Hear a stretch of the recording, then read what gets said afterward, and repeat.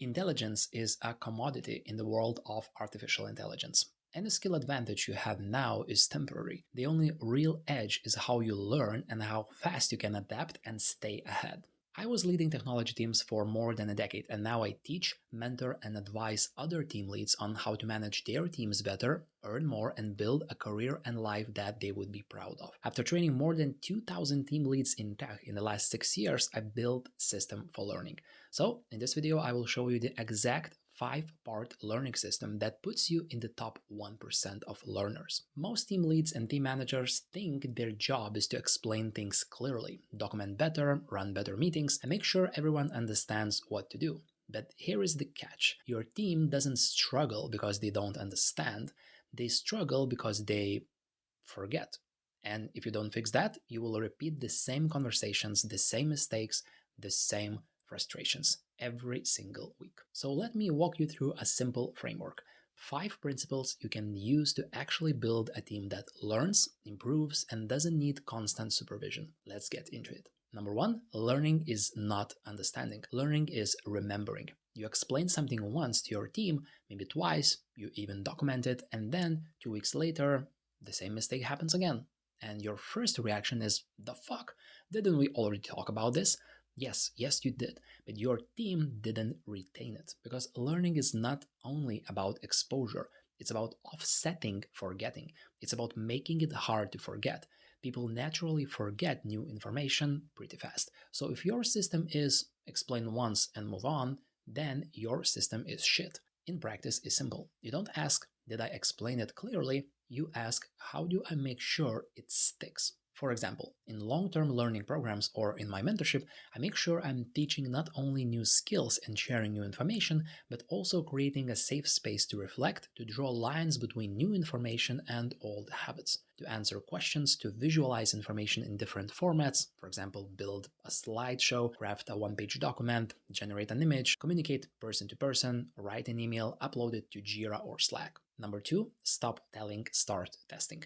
The fastest way to build real competence in your team is not better explanation. It is forcing people to think. Because when someone has to recall information, not just hear it, their brain actually works. Instead of saying, let me walk you through this again, you say, walk me through how you would approach it, or what would you do next, or what are the risks here, or how you would summarize this decision. This does 2 things. First, it exposes gaps immediately. Second, it builds actual understanding, because passive listening creates the illusion of competence. Like listening to a podcast for a few hours while driving, most likely you will remember only a few of the most impactful things. And that's okay, because usually this is why you listen a podcast in the first place. But if we are talking about 2 hours meeting with plenty of action items and you remember only a few, well, that could backfire on you real quick. Active recall creates real competence. Most teams are stuck in a passive mode. Meetings, docs, Slack messages, everyone nods, everyone says, makes sense, sounds good, and then nothing changes, because nobody was forced to think. Number 3, if it feels easy, they are not learning. This one is uncomfortable, especially if you care about your team, because you want things to feel smooth. You want to help. Gosh, this is why you are team lead, isn't it? You want to reduce friction, but friction is the whole point. If your team always feels confident, they are probably not growing. If everything feels easy, they're probably repeating what they already know. Real learning feels like confusion, hesitation, and slower thinking.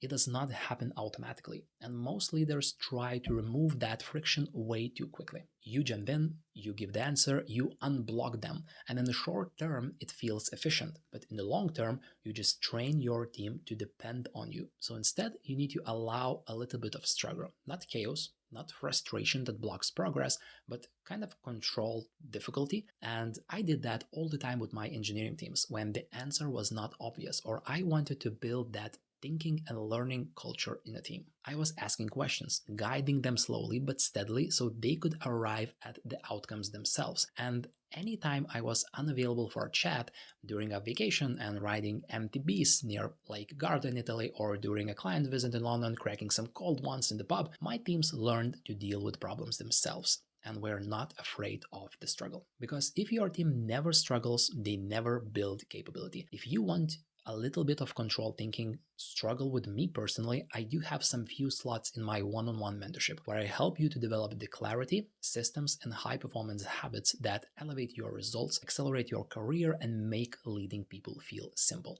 Check the link below. Number 4, skills don't matter if your team don't trust themselves. Now, you train someone, you can train someone, you can explain everything perfectly, but if they don't trust their own decisions, they will still hesitate. They will escalate everything and avoid ownership. And most leaders misdiagnose this. They think that they need more knowledge. No, they need more reps making decisions. Confidence doesn't come from information, it comes from execution. So your job is not just to teach. Your job is to create situations where your people can decide, act, and see the outcome. Create opportunities to make small decisions in low-risk, controlled environment with clear boundaries. This is how you build self-trust. Instead of "let me decide this," you say "what do you think we should do?" and then you stay quiet.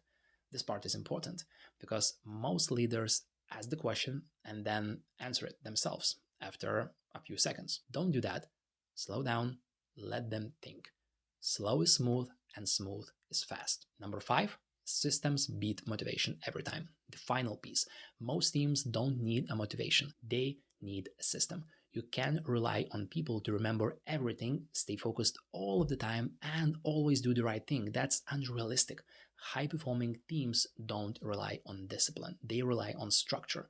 Things like regular check-ins, focused on thinking, not reporting, clear ownership, repetition of key decisions, environments without constant distractions. You don't need more motivation. You need fewer opportunities to forget. And this is where everything connects, because if you reinforce the learning, test instead of tell, allow struggle, build self-trust, and create systems, you don't just get a team that understands, you get a team that improves. And that's the real goal.